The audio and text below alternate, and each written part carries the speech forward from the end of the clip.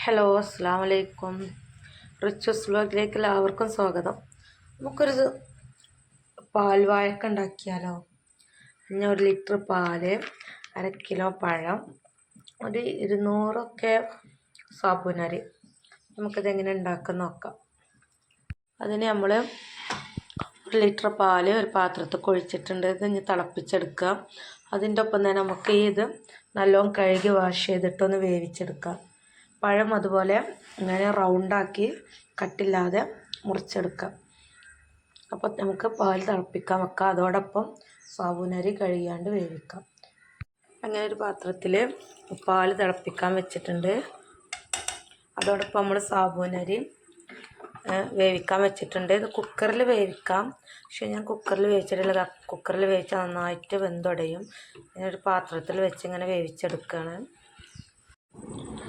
അങ്ങനെ നമ്മളെ പാൽ തിളച്ച് വരുന്ന സമയം നമ്മൾ നൈസാക്കി വെട്ടി വെച്ച പഴം ഇതിലേക്ക് ഇട്ടിട്ട് നല്ലോണം വേവിക്കണം. പഴം വെന്തതിന് ശേഷം നമ്മൾ സാബുനരി വെന്തതിലേക്ക് ചേർക്കുക.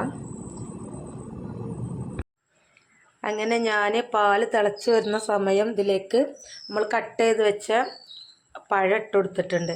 ഇനി ഈ പഴം ഇതിൽ നിന്നിട്ട് നന്നായിട്ട് വെന്തതിന് ശേഷം നമ്മൾ സാബുനരി ഇതിൽ ചേർത്ത് നന്നായി മിക്സ് ചെയ്ത് ഇളക്കാം.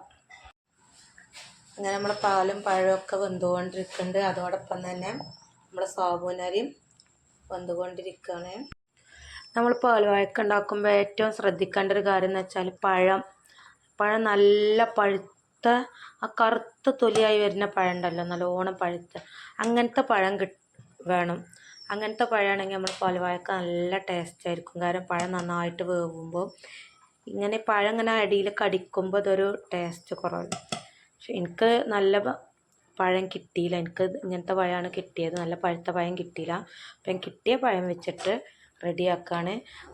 എന്നാലും കുഴപ്പമൊന്നുമില്ല, നല്ല ടേസ്റ്റാവും. എല്ലാവരും ഇതുപോലെ ചെയ്ത് നോക്കുക. ഇതിന് അധിക സാധനങ്ങൾ ആവശ്യമൊന്നുമില്ല. 1 ലിറ്റർ പാലും അതിലേക്ക് 1/2 കിലോ പഴവും ഒരു 200 സാബുനരി ഉണ്ടെങ്കിൽ നമുക്ക് എല്ലാവർക്കും റെഡിയാക്കാൻ പറ്റുന്ന ഒരു വിഭവമാണ്. ഇത് നല്ലോണം വെന്ത് കുറുകി വരുന്ന സമയം നമുക്കതിലേക്ക് ഷുഗർ ആഡ് ചെയ്യാം. പിന്നെ കുറഞ്ഞ ഷുഗർ ബാലൻസ് ചെയ്യാൻ കുറച്ച് ഉപ്പിടാതെ ഞാൻ ഈ അരി വേവിക്കാൻ വെച്ചതിൽ ഇട്ടിട്ടുണ്ട്. അപ്പോൾ അതൊക്കെ കൂട്ടി ചേർത്തിട്ട് നമുക്ക് കുറവാണെങ്കിൽ കുറച്ചും കൂടെ ഇട്ടെടുക്കാവുന്നതാണ്. നമുക്കിനി ഇതിലേക്ക് ആവശ്യമായ ഷുഗർ ചേർക്കാം. അത് അവനവൻ്റെ ഇഷ്ടത്തിനനുസരിച്ച് എത്ര വേണമെങ്കിൽ ചേർക്കാവുന്നതാണ്. ഞാനിപ്പോൾ ഇതിലേക്ക് ഒരു കയ്യിലാണ് ചേർത്തിട്ടുള്ളത്.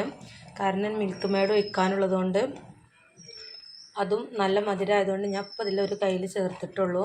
ഇനി ലാസ്റ്റ് നമുക്ക് മധുരം കുറവാണെങ്കിൽ മിൽക്ക് മെയ്ഡൊക്കെ ഒഴിച്ചതിന് ശേഷം വേണമെങ്കിൽ ഇനിയും കുറച്ച് ചേർക്കാവുന്നതാണ്.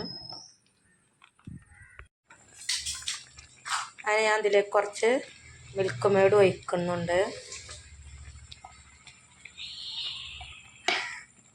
അതിന് മിൽക്ക് മെയ്ഡൊക്കെ ഒഴിച്ച് നമ്മൾ സാബുനരിയും പഴവും പാലും ഒക്കെ നന്നായിട്ട് മിക്സ് ചെയ്ത് വെന്തുകൊണ്ടിരിക്കുകയാണ്. ഇതിന് ഒന്ന് തണുത്താൽ ഇതൊന്ന് കട്ടിയായി വരും. ഇതൊന്ന് തണുത്തതിന് ശേഷം നമുക്ക് സെർവ് ചെയ്യാം. അപ്പം റിച്ചൂസ് വ്ലോഗ് കാണാത്തവരാണെങ്കിൽ എല്ലാവരും കാണുക, ഷെയർ ചെയ്യുക, ലൈക്ക് ചെയ്യുക, സബ്സ്ക്രൈബ് ചെയ്യുക. ഇതുപോലെ എല്ലാവരും ഒന്ന് വീട്ടിൽ 4 മണിക്കോ ഉച്ചക്കോ ഒരു വിരുന്നാർ വരുന്ന സമയമോ ഒക്കെ ഒന്ന് ഉണ്ടാക്കി നോക്കുക. മധുരം പറ്റാത്തവരായിട്ട് ആരും ഉണ്ടാവില്ലല്ലോ. അപ്പോൾ അതൊന്ന് ട്രൈ ചെയ്യുക. Okay, thank you.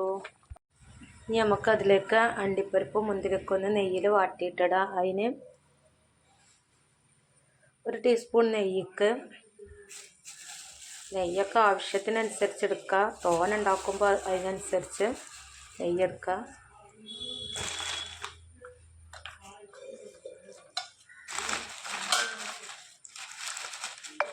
അത് ചൂടായി വരുന്ന സമയം നമുക്കതിലേക്ക് കഴുകി വെച്ച അണ്ടിപ്പരിപ്പ് ഇട്ടിട്ട് നല്ലോണം വറുത്ത് കോരി എടുക്കാം.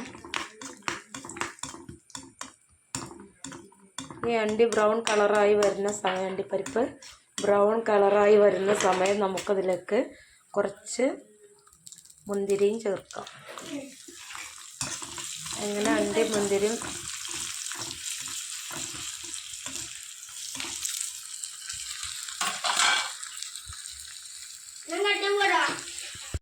അങ്ങനെ നമ്മൾ അണ്ടിപ്പരിപ്പ് മുന്തിരി നെയ്യിൽ കോരി ഇതിലേക്ക് ഒഴിച്ചിട്ടുണ്ട്. അത് നന്നായി ഇളക്കി വെക്കുക. അതൊന്ന് തണുത്തതിന് ശേഷം നമുക്ക് സെർവ് ചെയ്യാം.